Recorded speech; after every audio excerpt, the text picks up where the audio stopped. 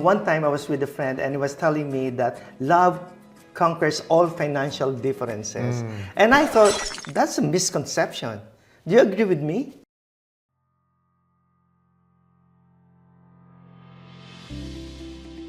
Today, we will discuss how financial stress affects marital relationships and how couples can manage it.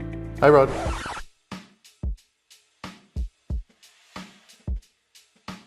How do financial agreements typically manifest in marriage? What I've seen the most in my practice is disagreements around budgeting decisions, the spending habits. Some partners may spend more money on items while other partners may spend more money on experiences. Do you want to spend your money for the now, or do you want to save your money to spend in the future for retirement? Is your priority, again, is it to live it up and experience the moment, or is it to have some stability and safety for your future?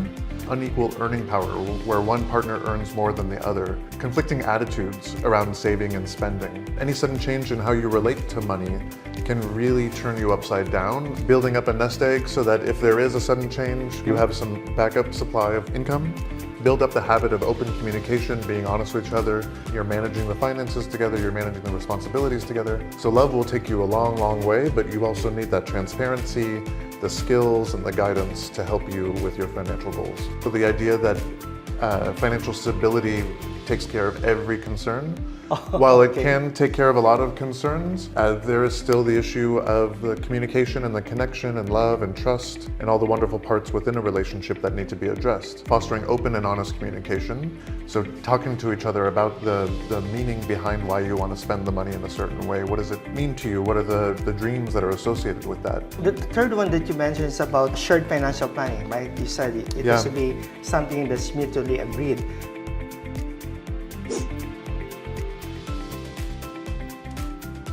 We simply don't know how to start.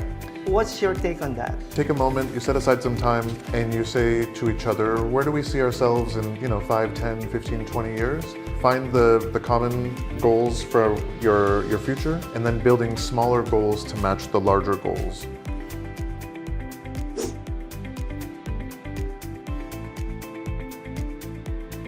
How do you think you can reconcile these differences in consideration of the differences in background? Where each partner has the opportunity to express their feelings and the other partner listens to them fully. Seeking support, this is a big topic. But a big piece would be just understanding what is the underlying values, what is the underlying goals and emotions with the way you're spending money.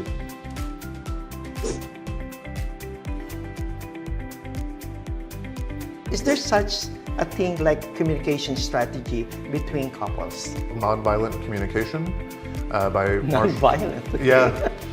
And it has that reaction once a week, every other week, whatever it may be. But you're setting aside time that's uninterrupted, no TV, no phone, no kids, no pets, and you're talking about your relationship, and you're talking about how things are going, and you're checking in with each other. Enter those conversations in a calm and grounded place, so taking some deep breaths, writing out a plan of what you want to talk about, so some highlight notes or some bullet points so that you stay on track.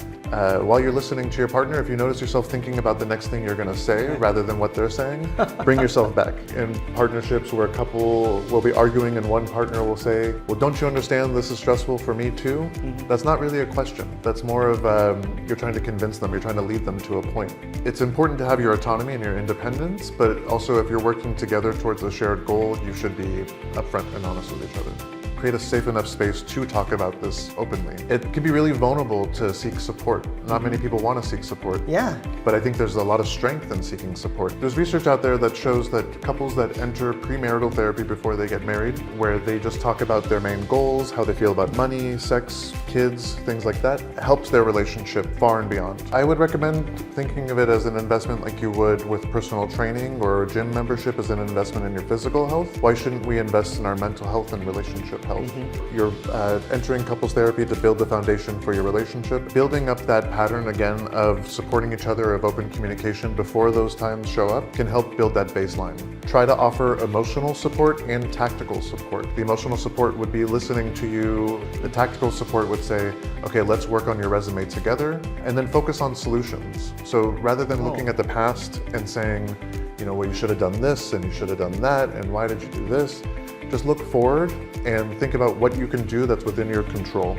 And last but not least, establishing shared goals.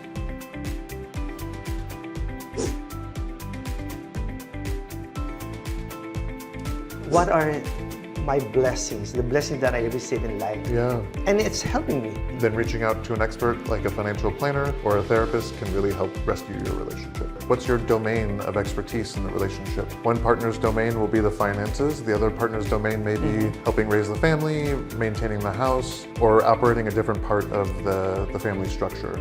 The same thing can be applied within a relationship by cross-training each other and understanding what each person's roles and responsibilities. If anything happens to the partner, they can just step right in. Financial stress doesn't have to ruin your relationship. There are many skills and strategies that you can learn and employ within your relationship that can help have these difficult but necessary conversations. And there's no shame in seeking out support. Remember, open communication, mutual understanding, and proactive planning are key to building a secure financial future together.